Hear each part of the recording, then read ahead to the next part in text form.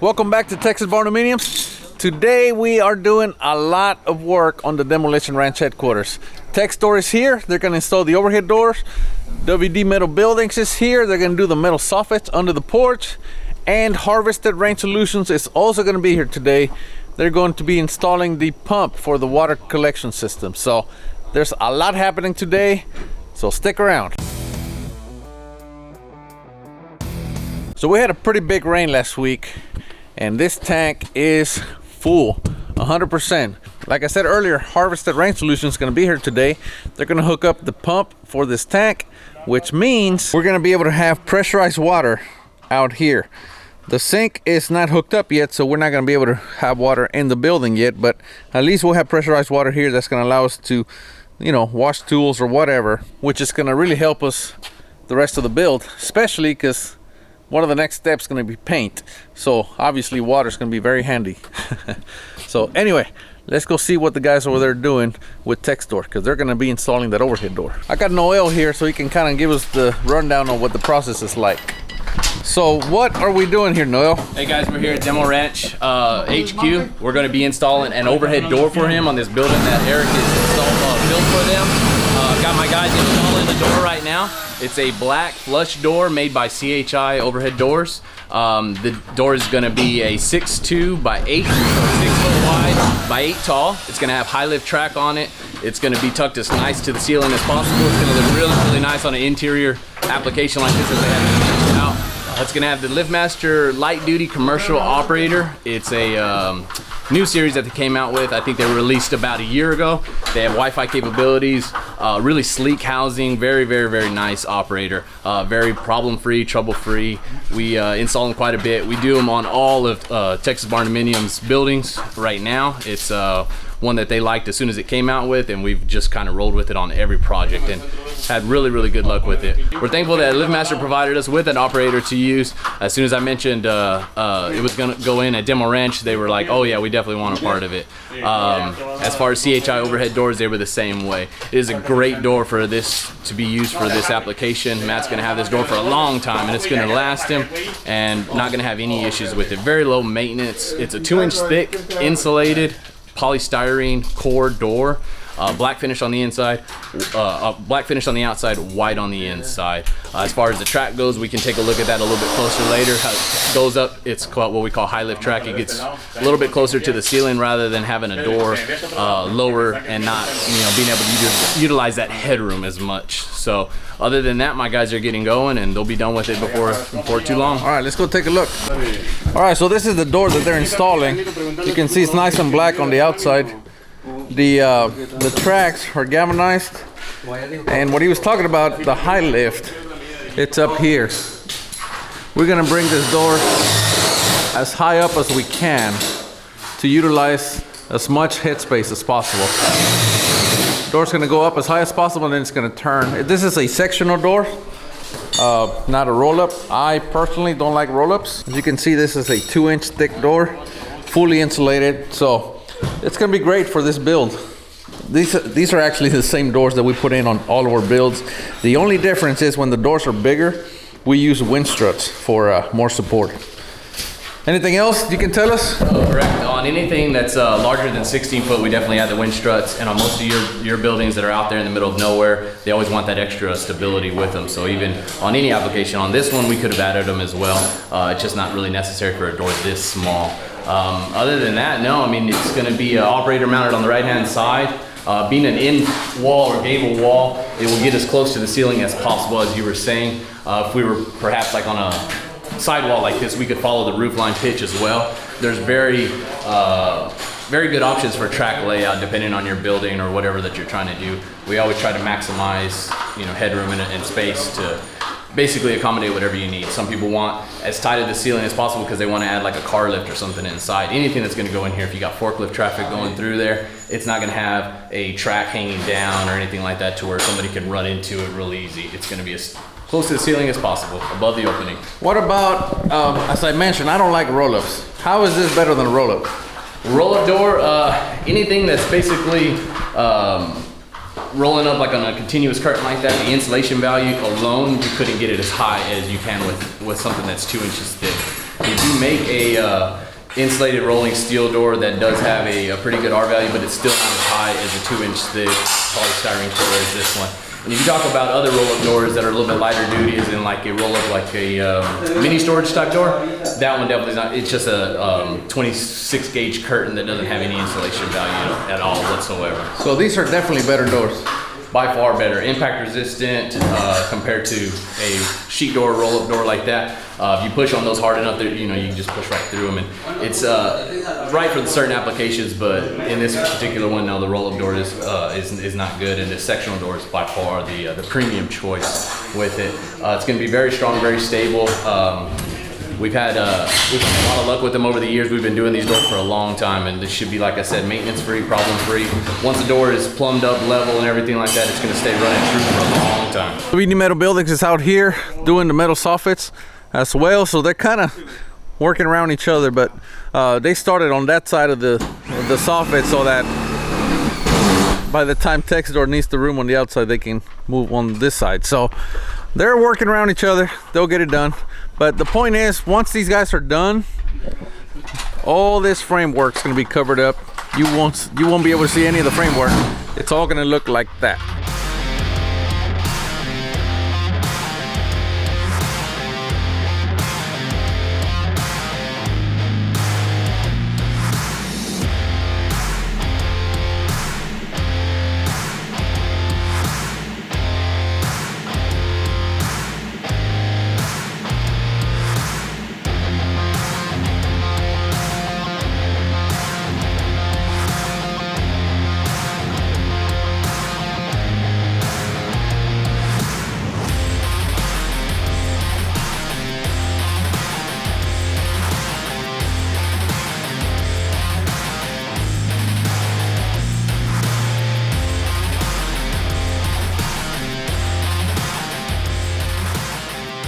So why are you guys still using corded power tools? Reason why, I know it's tedious with the wires, but reason why is because we could actually put more pressure on our screws, since it is we're screwing into metal with metal. We have tried using cordless, but you cannot put the same pressure on your screw, and it would literally not, I mean, you have more trouble doing it. I know it's more tedious with the wires, but this is the quickest and best way for us to screw our sheet metal to our purlin. So the problem is the battery. So you guys hold it here, right? Yeah, yeah. You push right straight down on the screw. Push straight with this into it. There's actually a cordless similar to this, but it's only for sheetrock. Okay. The problem we tried using it, but the clutch don't work. It would be nice if one of them come out with a cordless screw gun like this. So this is a more heavy duty screw gun than the drywall screw gun? There's a different clutch to the screw gun. Okay. This is the problem. We can't fit it in there. There's not a long piece. Or if they were to make one like this. Okay. And well, like this one, when we saw it, we would go ahead and try it, since it has where you could actually put pressure on your screw. Because with the other ones, you're putting pressure here, but you're not directly putting pressure on your screw. Okay. And since this is metal, if you don't put directly pressure on your screw, you're gonna scratch the sheet metal if it were to go to the side. Okay. That's why we use, since they haven't made one for metal. So they need a version of this one. Yeah. All right, so I was looking at the screw guns, and turns out the main difference is the clutch, the way the clutch operates. On this big corded version, the clutch is here. So when the screw gets to the bottom, it pushes down here. Well, actually, you're pushing down with your hand, and that's what activates the clutch. This one doesn't do that. It's internal. This itself pushes on the well, this is a drywall gun, so when it hits the drywall, that's when it stops turning. But they told me they've looked and they still can't find something that replaces this corded gun, which is the DW 268. So if you guys know of an impact that can replace that, let me know in the comments, because trust me, they also want to go cordless, but they haven't found the right solution for what they're looking for.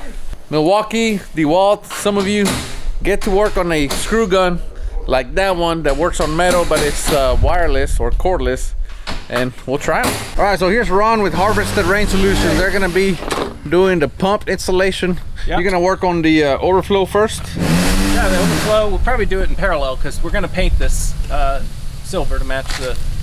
Nice. Yep. PVC pipe in its natural state is not UV resistant. It's not, oh really? So the sunlight will actually break it down over time. Wow. So you definitely want to have some coverage. It's also not sexy. No. We want Silver, sexy, right? yeah. Is that what you're looking for? Yeah. Absolutely. All right, so that's where the overflow is going to be. Yep. Also, I see you have a pump over here. Yes. We've got a This is submersible pump. It has a floating intake on it, so it won't suck the water off the bottom. Doesn't suck the water off the top, so it floats in between. And the idea behind that is if there's any contamination in there, it's either going to float or it's going to sink. Okay. So since this is pulling from somewhere between the top and the bottom, it's going to be cleaner water. Okay. Now what kind of pump is this? This is a Grundfos SBA 345 AW. So the AW. Tell me the number again. Yeah, SBA 345 AW. Okay. And we use quite a few of these pumps. They're a demand pump, so they'll come on when the pressure starts to drop. When it hits about 30 psi in the system, pump will kick on. It'll keep running till the flow stops. What's the what kind of pressure does this pump put out? 65 psi. Is it adjustable? It is not. It's a fixed. It's just a very simple pump, and that's why we like them. But I mean, 65 psi. That's pretty good, right? What does a typical system have? Like 60, 65, right. 55. You know, a lot of people with wells are on a 30-50 or a 40-60 switch, so they're usually somewhere in between those two pressures in their system. The nice thing about these is once they come on, if you're taking a shower, it'll stay at that maximum output until the demand is finished. Nice. So you don't have the water pressure varying as you're using it, unless somebody flushes a toilet downstairs. But right. We've got clients with you know, a guest house and a main house and 5 bathrooms running off of these. Wow. Anything bigger, we usually go to a variable speed or constant pressure pump. Nice. Now, what's I know you're gonna put a gauge on here, so we can tell where the water level is. Typically, what I've been doing is just beating on the tank, and that tells me. But it's probably better if you have a visual. It is, and also feeling sometimes when the sun, if you have a tank in direct sunlight, you can feel a definite contrast between where it's warm in the sun and where the water is. So that's a good accurate way. So how do you install that gauge? Sure, we'll drill a couple of holes in the top, and we'll have a counterweight that goes down on the inside. So wait, where are those holes going to be drilled? Somewhere on the top. You've got a float that sits inside the tank. I see that now. And a counterweight, and so the float, as the water level changes, the float will go up and down, which will move this red indicator on the outside. I see. So the float and the weight are on the inside of the tank, and the indicator's on the outside. I see. So wherever that's sitting, that's your water level. I see. I thought you were gonna do like a water hose, you know, like a. Well, the issue that you have with those is it's clear, and if sunlight hits the rainwater, there's no chlorine in it. Oh, so it'll turn green. You'll have a science experiment pretty quick. Oh wow. Okay, so I see that now. Well, good. So you have thought of everything. We've tried. This is where experience pays off. Yeah. All right, I'll let you to it because I know you gotta get to work. Sounds good. But I'm excited. Yeah. The overhead door is installed. Now they're installing the operator. We have a plug up there right next to the operator so that we can plug it in. Of course, it's not it's not trimmed out yet, but it will be. What's next? Next thing we'll do is we'll have the operator plugged in, wired in, and everything like that, and run it off a temporary power just to have the limits set and test out function on everything, and it should be ready to go. Once you have that put in and covers, all we need to do is plug it in and it'll be ready to go. Remotes will be set, keypad, all that good stuff. If I was to have that door on this wall, you guys could actually angle the door to match the roof pitch? We would follow the roof. Like this is what, a 3-on-12, I believe? Correct. Or so. Yeah, so we could cut the track to make it exactly a 3-on-12 pitch, and the door would actually, instead of it laying almost flat horizontal, you know, parallel with the ground, it would be pitched up the same as the roof line. So you would follow it. The door needs about 6 to 8 inches to ride in between the ceiling, so you can get it really tucked up really nice and really high up in there. Now, another question that I have is, let's just say I had an 8-foot door in a 20-foot building. Okay. Could that door be completely vertical? So in that sense, basically whatever you're building in your eave and everything is, it dictates how your track's gonna be, because obviously you could put a door like this with a little bit of high lift, or what we would call even standard lift, on any situation except your drop downs, which is what we call a back cane, would be extremely long. So if you have something that you're saying is more than double what the door height is, 20-foot building, 8-foot tall door, it would go straight up the wall. There would be no kind of vertical or So it wouldn't kick over at all? No, sir. You could, but you would have something like this paint from 20 foot down, you know, which, you know, it is out there, but it's not, that's not what we do. So yeah, that's so the only reason doors kick over like this is because of lack of headroom. Correct. Pretty much. They don't need you want it to go up as high as possible. That's what I'm saying, but they don't need to come over. No. The only reason they do that is because of lack of headroom. Yes, sir. Correct? Yes, sir. Awesome. Now, what's the difference between a standard lift and a high lift? How do you dictate? What dictates that? It goes back to the headroom issue and your clearance that you have. If you're gonna have a standard lift door, which is the most residential houses, your eave height inside, your finished ceiling inside there is no more than maybe 15 inches higher than what your door height is. Some of the newer houses we are seeing, they are doing 2 or 3 foot inside there, and in those we can do high lift, so you get the door tucked up nice to the ceiling and you have that extra clearance. Anything higher than that, you basically go up until as high as you want it to be. But if I'm looking just at the track, how do I tell the difference between a high lift and a regular lift? What's the difference? So your radius on your track is this part right here. See where this radius, this horn comes down right here, the bend in the track? This one particular, the splice for this radius is above the header at this point. On a regular standard lift door, this one is gonna be about 8 inches below right here. So as the door starts opening, it's already gonna start laying horizontal. This one goes up the wall about 18 inches and then it starts breaking back. So on a high lift track, you'll see this vertical splice, this splice in the vertical track, it will be above the header or higher, and that'll kind of dictate that. So that's how you tell the difference between a standard lift and a high lift? Yes, sir. That radius will actually be in the opening, down lower, so. Door maintenance, what do we have to do? Door maintenance, there is a lubricant you can buy at normal Home Depot, your regular big box stores and stuff like that, is actually, they have it now specified for doors. For garage doors, it's a non-silicone based lubricant, and you want to just lubricate your hinges and your rollers and your spring. Everything else on it is pretty much maintenance free. It's all galvanized coated and everything, but you really don't want to throw any lubricant anywhere near the cables that are spooling up on the drums at the top. But the spring is just a non-coated steel spring, so a little bit of lubricant on that. Interior applications like this, even though we do have high humidity in South Texas, it's not something that you'll see a lot of rust. If you're on the coast or something, they do like a galvanized version because they will rust out. But other than that, it's just a little bit of lubricant once a year for, like I said, for this particular application, would be just fine. If you have a manual lift, sometimes the spring gets a little weak.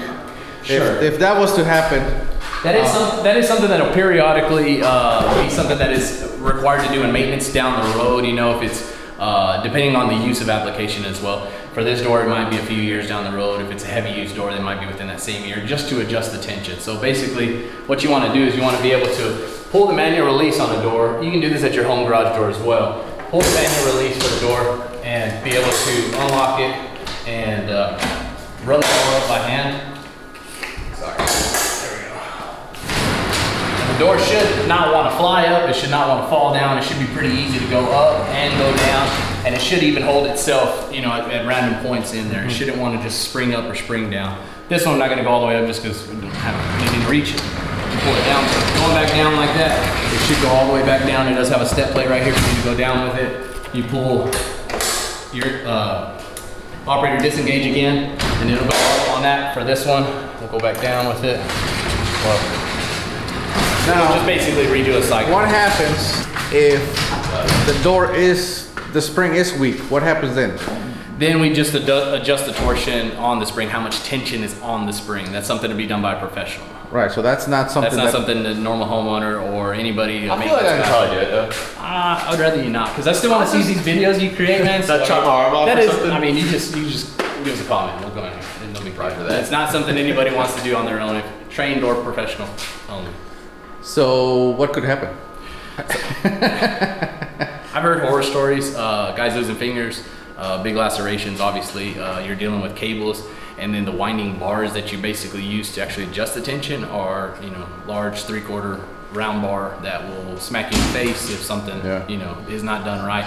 And there's a lot of tension behind it. This particular door weighs about 150 pounds. That's the sections, that's the balance weight that it'll run up. So each of those cables is pulling 75 pounds of force straight up. So if something were to just release them and go, that's like dropping a 75-pound weight from the ceiling down. I mean, that's how much force it's gonna have.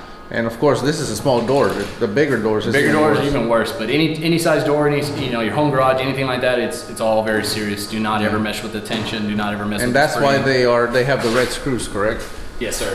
All the red screws are basically kind of like a fail-safe saying, hey, don't touch this. You know? So if you see a red screw, don't mess with it. On a garage door, if you see a red screw, set screw, hex head screw like that, anything like that, do not touch it. That is obviously there, and it's painted for a reason. You guys do doors, you guys do operators, gate openers, a lot of stuff, right? Yeah, pretty much everything door related, overhead doors. We do have a walk-through door division as well, hollow metal doors. Overhead doors, service and repair, and new installation. So if you have a new building going up and you want some install some overhead doors in it, great. If you have a building that already has doors and you need them serviced or repaired, give us a call. We can definitely handle it. Another thing that I know you guys do is, for example, I've had some customers, you know, we built them a Barndominium and they come back and go, hey, we bought an RV, we never plan on buying one, we need a bigger opening. You guys can actually do that, right? We can, we definitely do that, especially the buildings that are made out of steel like what you do. It is something that we can do in-house. We actually can, you know, cut out the existing steel that's there and modify it however they want. So like for instance, this one, if you wanted to make the opening 2 foot taller, which we barely have enough clearance for that, we could move the header up or whatever. So if somebody, for example, had a Humvee and then bought a 5-ton truck, you guys could actually just make that opening bigger. We could, just depending on your building requirements. If you have the ceiling clearance, just like how we're talking about here, how we suck it up to the ceiling as much as possible, if you have that extra clearance, we can cut that hole bigger and make your door go up even higher or whatever it takes. All right, man, I appreciate it. Good job, thank you. Thank you very much for having us. Yep, we got pressure. When we turn the knob. Wow, that's a lot of pressure actually. Yep. That is really cool. Yep, you can rinse off boots or whatever else. There'll probably be a lot of weird things you rinse off out That's here. what I was thinking. Yeah, it's never normal stuff. Once the tank is full again, you'll see water come out this overflow pipe. Yep. Oh, we got a little flapper on it? Flapper on there. Cool. It's probably still sticky right now, but Yeah. That's great. Oh, that's cool. that'll flap out of there.